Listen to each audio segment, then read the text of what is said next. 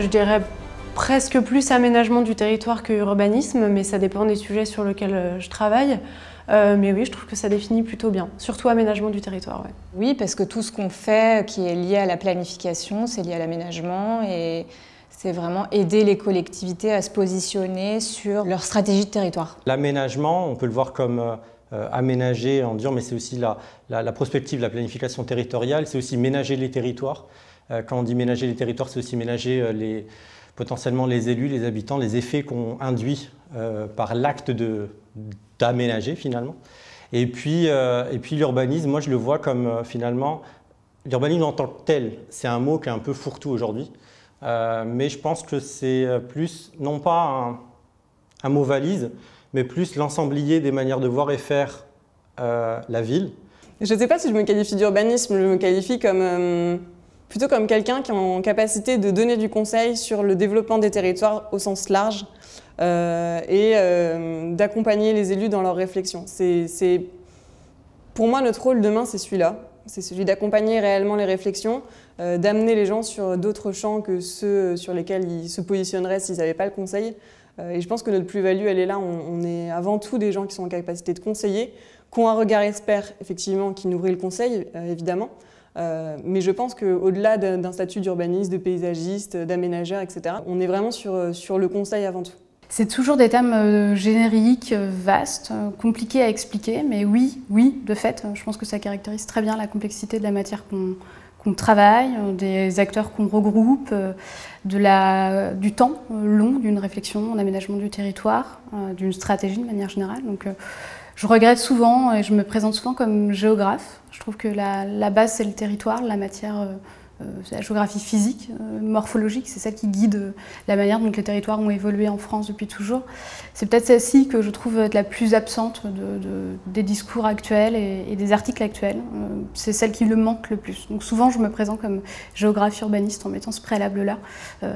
Derrière le mot urbaniste, ça donne plus de sens à ce que je fais. Mon métier consiste à se dire, finalement, qu'est-ce que l'on veut faire du territoire, à quels besoins ça va répondre, quelles sont les logiques à l'œuvre et comment les projets qu'on veut mettre en place vont répondre à une configuration d'un territoire, à des besoins, comme je le disais.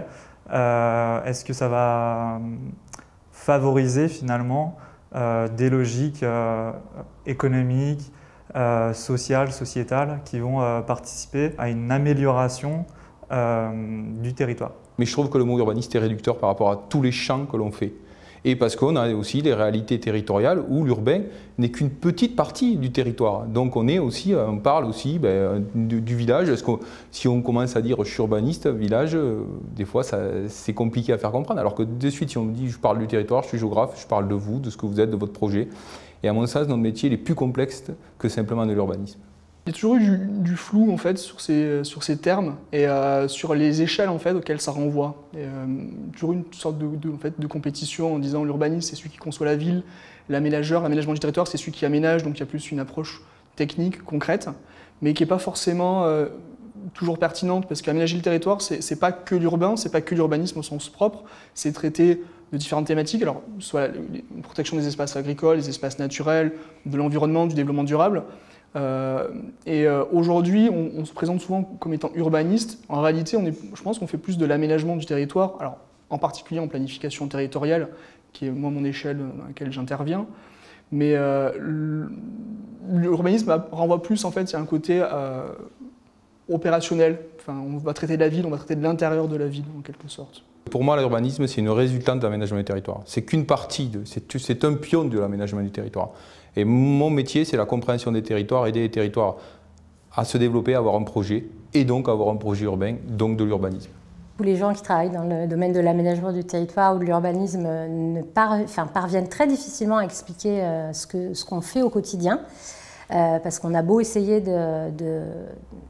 d'avoir des explications le plus large possible et le plus accessible possible, les gens, certainement pour se pour se représenter les choses assez simplement, ils caricaturent très rapidement et comme tout le monde, généralement, on finit par me dire « Ah ok, c'est toi qui fais les règles quand on dépose notre permis de construire ». Donc je finis par, par dire « Oui, si vous voulez, mais non, en fait, c'est quand même pas ça. On fait bien… » c'est beaucoup plus large que cette réduction qui est faite souvent de ce qu'on fait au quotidien.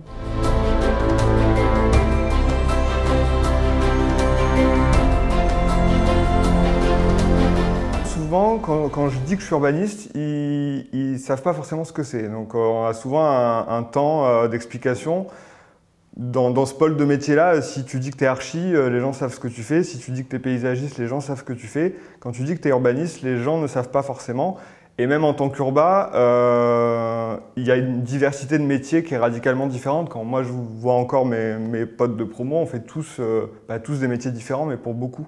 Donc c'est peut-être un thème un peu large aujourd'hui, urbaniste et aménagement du territoire. Quand je me présente en tant qu'urbaniste, des fois pour faire court, c'est un peu plus facile pour les gens de voir parce que finalement on en parle de manière un peu diffuse de l'urbanisme et je pense que dans le mot urbain, les gens arrivent à savoir globalement à quoi ça touche, mais c'est pas très précis.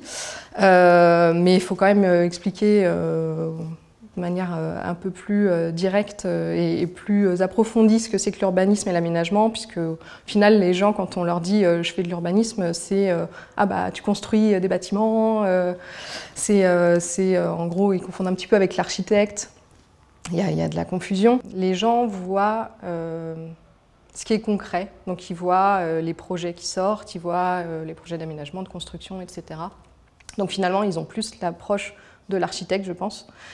Et par contre, toute la stratégie qu'il y a derrière, je pense que ça, c'est complètement occulté. Je pense que quand il y a un projet ou quand ils réfléchissent à l'évolution de leur territoire, je ne pense pas qu'ils se disent qu'il y a une vraie réflexion, une vraie stratégie et des urbanistes, du coup, qui ont réfléchi à ça, qui ont accompagné ça. Je dirais plutôt aménagement du territoire que urbanisme, parce qu'au final, pour plein de raisons, je ne me reconnais pas tant que ça en tout cas dans le mot urbanisme, peut-être un peu plus urbaniste, mais en tout cas, je ne me reconnais pas dans le mot urbanisme, plutôt dans le terme d'aménagement du territoire.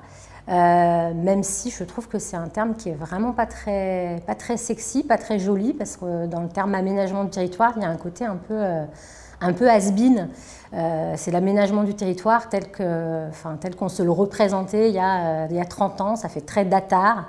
Et aujourd'hui, je pense que le métier qu'on fait, il a vraiment beaucoup évolué. Il y a d'autres dimensions que ce qu'on peut mettre derrière le mot aménager le territoire. Pour moi, mon quotidien, il est beaucoup plus large que l'aménagement du territoire ou l'urbanisme. C'est ambigu, puisqu'on va dire que les problématiques qu'on doit traiter, clairement, on fait de plus en plus appel aux urbanistes, même on voit dans des choses assez…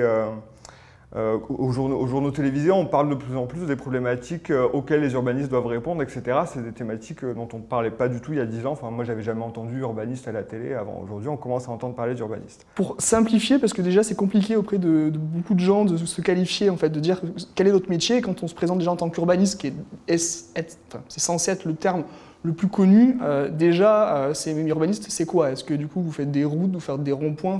On tombe dans cette simplicité de caractérisation, en fait, où voilà. Déjà, ce terme qui est le terme un peu phare de la profession est mal perçu, mal compris. Je pense que si on devait rentrer plus dans le détail, et dire non, je ne suis pas urbaniste, je suis aménageur, je fais tel sujet, etc., je pense que ça rajouterait la complexité en plus et les gens ne comprendraient pas ce qu'on fait. Donc moi, je me présente aujourd'hui en tant qu'urbaniste parce qu'il y a cette simplicité de porte d'entrée, c'est le mot un peu commun qui est très connu par tout le monde, même si aujourd'hui il est quand même très mal défini. C'est assez flou, même très flou pour eux et pour les personnes les plus proches, je pense notamment à mes parents, qui me qualifient un peu d'écolo, toutes ces choses-là, notamment ma mère qui a énormément de mal à comprendre un petit peu mon métier. Et c'est un peu de la vulgarisation aussi, c'est un peu expliquer que j'ai beaucoup d'amis qui considèrent que la climatisation, par exemple, c'est quelque chose de tout à fait normal. Donc j'ai beaucoup de mal à essayer, moi mon jeu entre guillemets quand j'échange avec eux sur ces thématiques-là, c'est d'essayer de leur faire comprendre que c'est pas la norme et que c'est pas parce que ça fait des années qu'on considère ça comme une norme que ça doit l'être, qu'il y a d'autres modes d'habiter, d'autres modes de penser qui les mènent vers autre chose, vers ce que moi j'essaye de m'appliquer aussi au quotidien. Mais c'est loin d'être facile et c'est souvent, pas des moqueries, je dirais pas des moqueries, mais c'est souvent des échanges un peu houleux entre guillemets, parce qu'on a souvent des confrontations assez fortes sur des habitudes bien ancrées. Pas assez au regard des défis qui aujourd'hui sont révélateurs d'un fonctionnement de la société, c'est-à-dire qu'on tourne toujours autour du pot, on ne parle pas précisément du fonctionnement de la ville, on va parler de certaines politiques, de certaines problématiques sociétales, et finalement on ne fait pas apparaître l'urbaniste comme une personne qui est à questionner, avec laquelle on va devoir discuter pour comprendre certaines tendances. Donc on va faire appel à des sociologues, à des architectes, des philosophes, et finalement l'urbaniste n'est ni spécialisé dans une problématique, donc finalement il est difficile d'avoir un discours sur lequel on dit ok, c'est un urbaniste dont on a besoin. Au début j'avais du mal à l'expliquer, aujourd'hui non. Je pense que c'est... Pour le coup, la planification, c'est vraiment accompagner les collectivités dans leur stratégie urbaine. En tout cas, c'est comme ça que je le perçois, et les guider et leur apporter les outils techniques pour mieux répondre à leurs besoins politiques. Pour moi, c'est ça. Moi, à chaque fois, c'est un peu un défi quand tu arrives quelque part et que tu dis « je suis urbaniste », les gens ne percutent pas forcément. Les Américains dissocient urban design et urban planning, par exemple. Nous, on ne fait pas la dissociation dans le jargon. Donc déjà, on voit qu'il y a deux mondes, deux pratiques assez distinctes. Donc non, souvent on me dit « ah, c'est bien, vous travaillez le bois, vous êtes urbaniste ». Non.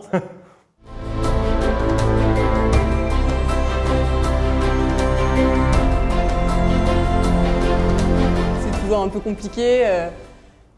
On leur dit que, moi c'est comme ça que je le présente, je leur dis que je fais du conseil aux collectivités, que je les aide à choisir leur stratégie de développement, que ça va de projets très très larges aux projets assez ciblés, qu'on intervient sur toutes les échelles, qu'on intervient avec tous les acteurs et qu'on est avant tout des aides à la décision. La seule fois où j'ai dû décrire mon métier de manière un peu, comment dire, en présentant devant pas mal de personnes, etc., j'ai utilisé l'image du couteau suisse.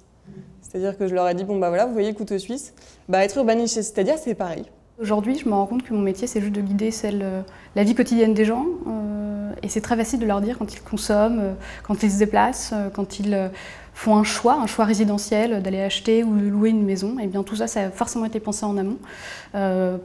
Ça répond à une stratégie, ça répond à une volonté particulière. Et moi, je planifie dans le temps et dans l'espace les modes d'habiter, les modes de vivre. Donc oui, ça me paraît, on va dire, facile à dire. Je sais pas si c'est facile à comprendre. En tout cas, moi, c'est plus facile à exprimer maintenant après quelques années d'exercice. Dans le mot urbanisme, il y a vraiment le jeu d'échelle, mais c'est un peu idem pour l'aménagement du territoire. C'est aujourd'hui, je suis au pôle projet urbain. Ce qu'on fait, c'est un travail qui est essentiellement à l'échelle de l'îlot, du quartier ou d'un centre-ville, mais ça n'empêche qu'il y a un jeu d'interaction d'acteurs, il y a un jeu de positionnement et de dynamique territoriale qui doivent être prises en compte. Nous, on façonne l'urbanisme, c'est faire société, c'est être ensemble, c'est des modes d'habiter, c'est des modes de faire, c'est des modes de penser surtout. Et justement, je pense que si on en parlait davantage, si on laissait plus de place aux paroles d'experts, notamment de ceux qui font les territoires, on aurait une meilleure lecture de ce qui se passe. Je trouve qu'on est dans une vision extrêmement court-termiste, par exemple, de la société aujourd'hui, avec un flux d'informations qui est extrêmement conséquent, qu'on ne sait pas trier, qu'on ne sait pas hiérarchiser. On vit à un instant présent sans jamais se projeter, et l'aménagement du territoire, c'est tout ça en fait. C'est la capacité qu'on a collectivement à avoir une vision, à se projeter et à tendre vers. Et c'est ça qui fait du sens, et c'est ça qui fait société en fait.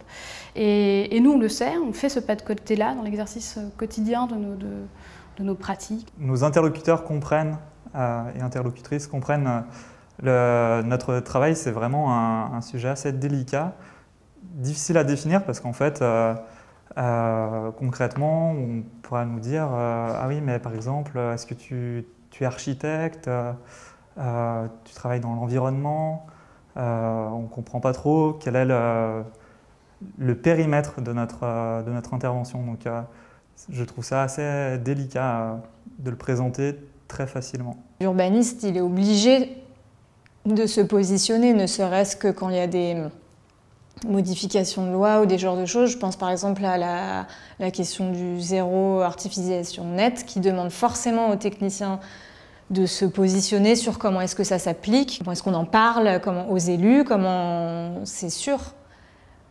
Mais c'est un métier qui demande forcément de se poser des questions sur sa façon de voir l'urbanisme en tant que technicien, mais aussi en tant que, comme je disais tout à l'heure, en tant qu'habitant, puisque c'est un métier qui ne peut pas être déconnecté de la façon dont on a envie de vivre aussi nous en tant qu'humains. Urbanisme pour moi, c'est vraiment ensemblier des manières de faire et de voir. On comprend le paysagiste, on comprend l'architecte, on comprend le sociologue et on arrive à faire une synthèse des différentes manières de voir et de faire pour, du coup, élaborer un discours. Un urbaniste ne peut pas être monospécifique ou monocentré, sinon il est plus urbaniste, il est spécialiste de sa thématique et c'est aussi super, hein, et on en a aussi besoin. Mais par contre, je pense qu'il y a un vrai enjeu de transversalité. Il faut savoir être transversal pour ensuite pouvoir diriger vers le bon spécialiste. On est sur des métiers qui sont de plus en plus complexes, de plus en plus transversaux. On doit gérer une multitude de sujets, une multitude d'acteurs aussi. Donc certes, on traite de l'aménagement du territoire, on traite d'urbanisme, mais on a un rôle qui est au-delà de ça dans les missions qu'on exécute aujourd'hui, puisqu'on a aussi un rôle de management, entre guillemets, de projet, qui fait que c'est complètement différent. C'est des choses auxquelles on n'est pas forcément préparé initialement, sur lesquelles on se forme sur le tas, et après, c'est, je pense, qui fait aussi en grande partie l'intérêt de nos métiers aujourd'hui. Réussir à prendre la substantifique moelle des échanges, et nous de venir amener notre plus-value d'urbaniste, de concepteur de la ville de demain, de dire ok, on vous a entendu, on va intégrer au maximum vos réflexions, on va travailler ensemble, mais n'oublions pas ce qui doit faire la ville de demain, ses grands enjeux, et c'est ça notre travail. L'urbaniste, c'est plus quelqu'un qui vient essaimer des idées, qui vient comprendre les autres professions, qui vient fédérer un discours pour du coup le susurrer à l'oreille des élus et arriver à faire retranscrire finalement un récit territorial. Le métier même d'urbaniste, c'est d'être généraliste, et ça, il faut qu'on le soit, qu'on le reste. En fait, à la première question, quand tu m'as interrogé sur ce qu'est mon métier, quand je le vulgarise, je dis que je suis chef d'orchestre. C'est-à-dire, je ne suis pas capable de jouer de tous les instruments, par contre, je mets l'ensemble des musiciens en musique, et je sais guider un musicien, et surtout le faire entrer dans une dynamique collective. C'est ça, être généraliste. C'est la capacité qu'on a à fédérer, à vulgariser une expertise, et ça, il faut qu'on le garde. Je pense que la pluridisciplinarité, c'est la transversalité, en fait. C'est la capacité qu'on a à créer de la transversalité. Clairement, quand on bosse au quotidien avec les ingés, avec les archis, etc., il n'y a jamais de problématique de qui fait quoi ou d'empiéter chacun sur son terrain. C'est plus dans les donneurs d'ordre, effectivement, peut-être en maîtrise d'ouvrage, etc., où on peut avoir des barrières, parfois simplement de diplôme. C'est peut-être lié au fait que les urbains n'aient jamais monté un ordre des urbanistes, comme ça peut, voilà, on a des professions réglementées en face. Nous, on est pluriel, hein, de toute façon, puisque entre les gens qui arrivent dans l'urbanisme, moi j'ai fait de la philo, après j'ai fait un institut d'urbain. Il y a des gens qui ont pu être géomètres, qui deviennent urbains, ou qui ont commencé archi et qui deviennent complètement urbains. Donc on est vraiment très pluriel, ce qui fait qu'on n'arrive pas à s'unifier quelque part derrière une figure. Après, c'est une force aussi. Hein. Le fait qu'aujourd'hui, être urbain, c'est vraiment être pluricompétent, pas s'enfermer dans une logique et une doctrine. C'est un avantage, mais c'est ce qui fait aussi nos faiblesses. Comment arriver à expliquer au local qu'il y a des projets locaux qu'il faut qu'ils s'inscrivent dans des politiques nationales. Et ce n'est pas mettre une politique nationale, ça c'est le rôle de l'État. Et moi, je pense que si on fait ça, on est inaudible par nos clients. C'est-à-dire que nos clients disent « mais attendez, vous avez le même discours que l'État ». Et je pense que ça ne veut pas dire qu'à des moments, mais nous, on doit avant tout faire générer un projet local et essayer le plus possible de le faire rentrer et de travailler sur les marges de manœuvre. Parce que moi, je dis souvent, il y a une route et puis à un moment, on est comme ça, il y a des marges de manœuvre. Et leur dire, bon, mais là, c'est totalement impossible, hein, vous êtes old school. On le faisait il y a 30 ans, ou 20 ans, quand j'ai commencé, on faisait des choses qu'on ne pourrait plus du tout faire. Soyons clairs. Et c'est plutôt positif, là. Et inversement, leur dire, attendez, vous vous censurez, là. C'est pas parce que l'État dit ça qu'on ne peut pas travailler sur des marges. Et c'est aussi notre expérience et la faculté aussi de travailler sur de nombreux territoires va permettre aussi de leur montrer des exemples. Et moi, je pense que les élus, il faut travailler avec eux sur les exemples aussi, leur montrer, mais attendez, vous censurez, il y en a d'autres qui ne sont pas censurés, ils l'ont fait, ils ont réussi. Pas faire exactement pareil, mais on peut s'en inspirer.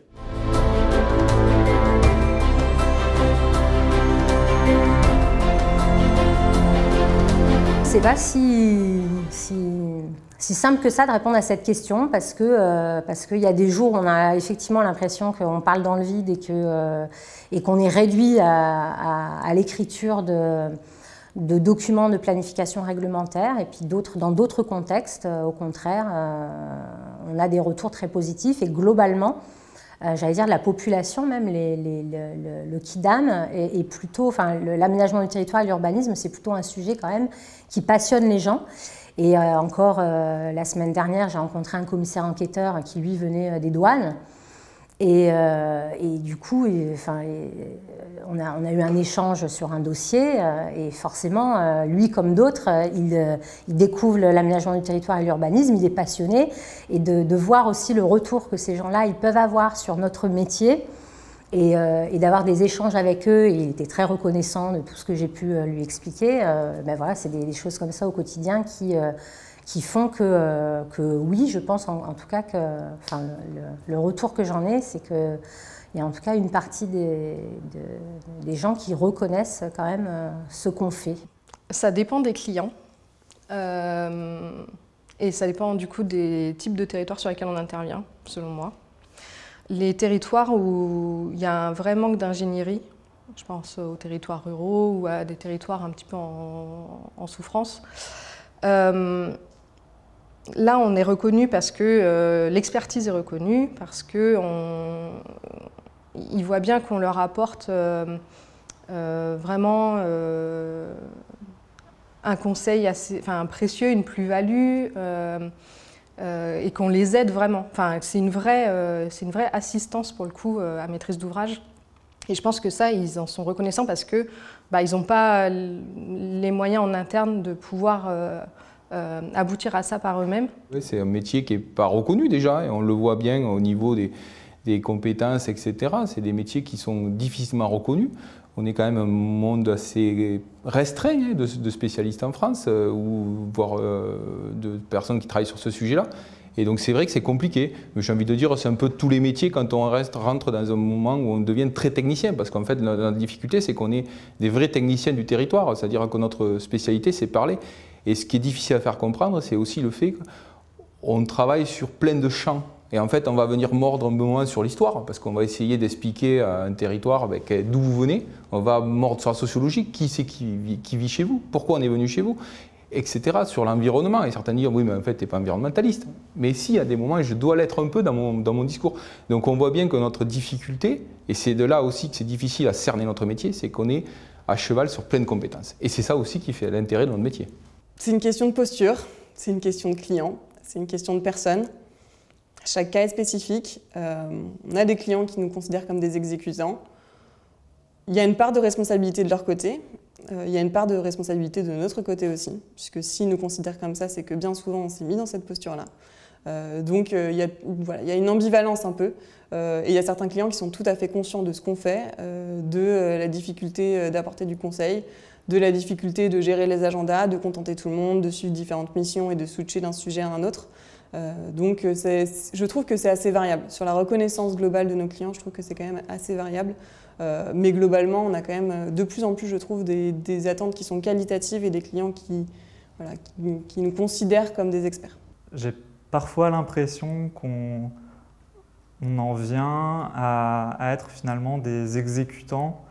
On a de plus en plus de difficultés, en tout cas à mon niveau, à capter les élus, à leur donner vraiment de la matière à réfléchir, à agir, se dire qu'ils peuvent se saisir d'un projet. Ils ne sont pas suffisamment proactifs à mon sens, c'est-à-dire qu'ils reçoivent des quantités d'informations, ils se voient comme finalement, ils viennent arrêter un projet, donner leur aval, mais finalement, on a du mal à les challenger, à leur dire vous avez un mot à dire, il y a certains cadres légaux à respecter, mais comment vous voulez fonctionner là-dedans, pourquoi vous le faites, et ça, je trouve que c'est quelque chose qui manque et sur lequel on ne nous interpelle pas assez. Oui. Oui, parce que souvent les collectivités, en tout cas les collectivités que j'ai rencontrées, elles n'ont pas forcément les services techniques en interne et elles se rendent compte que elles en ont besoin. Elles ont besoin de ressources extérieures et en plus, je pense qu'on apporte une vision extérieure utile et parfois pertinente qu'elles ne peuvent pas avoir directement en interne, ce qui est normal. Et je pense que de ce point de vue-là, oui, c'est valorisé. Oui et non, ça dépend qui. Je pense qu'on a attendu sur les métiers peut-être de la planification ou de la prospective territoriale, où finalement je pense que c'est lié au fait qu'en France, à l'université, on fait de l'urban planning, contrairement dans le monde anglo-saxon, il y a vraiment la possibilité en tant qu'urbaniste d'avoir une formation qui soit planning et design avec plus de dessins. C'est vrai qu'en France, on est cantonné au réglementaire en fait, ou à de la stratégie urbaine. Et du coup, c'est vrai que sur du projet, on est un peu moins attendu. Et sur du projet, c'est vrai qu'il faut se faire sa place. Mais on est porteur d'une vision différente. On est porteur du jeu d'échelle et on est porteur finalement d'un discours que l'architecte ou que le paysagiste n'a pas forcément. Ça dépend. Il y a des clients et des élus pour qui, oui, c'est très bien reconnu. Je pense qu'ils ont conscience de la difficulté d'exercer ce métier et des enjeux qu'il y a à exercer ce métier. Je pense que c'est globalement vu comme un métier difficile, comme une discipline difficile. Après, non, il y a des clients qui n'ont pas conscience de l'importance de notre rôle et qui ne le reconnaissent pas forcément assez. Je ne sais pas si c'est propre à la fonction d'urbaniste, peut-être un petit peu parce que c'est des sujets un peu nouveaux, ou des métiers un peu nouveaux. Je dirais que ça varie aussi vraiment des gens en face de qui on est. Non, je pense qu'on n'est absolument pas reconnu, à la fois par les donneurs d'ordre et à la fois par le grand public. Et au-delà du métier, c'est l'approche, l'urbanisme en tant que tel qui n'est pas assez reconnue, dans le sens où c'est un domaine d'expertise, mais c'est un domaine qui devrait intéresser plus largement les élus, la population, les différents acteurs qui vivent sur un territoire, parce que c'est ce qui va impacter en fait leur vie au final. Et c'est un domaine qui est beaucoup trop sous-estimé, enfin qui est ignoré, on va dire. Pas par volonté de l'ignorer, mais par méconnaissance, parce que c'est un sujet qui n'a, je pense, jamais véritablement été abordé, dont les gens ne se sont jamais vraiment appropriés ce sujet. Ça a toujours été un domaine un peu technique, initialement réservé aux ingénieurs, aux architectes, et je pense que l'enjeu, enfin, comment dire, ça n'a jamais été approprié parce qu'en fait, il n'y avait pas de, il n'y a jamais eu d'occasion de le faire aujourd'hui. J'ai l'impression qu'il y a, à l'égard de l'urbanisme et de l'urbaniste, une espèce de condescendance un petit peu. Je trouve qu'il y a une dévalorisation de la matière grise et que, comme on n'est pas des faiseurs, si on fait référence aux architectes, aux ingénieurs, etc., où là on est plus dans la création, mais comme on n'est pas des faiseurs, qu'il n'y a pas de concret derrière, j'ai l'impression que du coup, il n'y a pas de valeur. Et je trouve ça gênant parce que je trouve que c'est justement la réflexion en amont qui est importante et que on peut faire que si, on peut faire bien que si on a réfléchi en amont et que si on a une vraie stratégie pour faire quelque chose de pertinent. Et du coup, je trouve ça dommage. Dans le métier d'urbaniste, il y a surtout une personnalité qui s'exprime. C'est un mode de pensée, une manière de faire. Donc, notre métier il est reconnu à partir du moment où notre expertise est de qualité. Donc, oui, je pense qu'elle est reconnue en tant que telle. On est des généralistes, on est capable d'apporter et de répondre à beaucoup de questions, à beaucoup de problématiques. Donc, je ne pense pas qu'on a un problème de reconnaissance, je pense qu'on a un problème de lisibilité. C'est pas tout à fait pareil.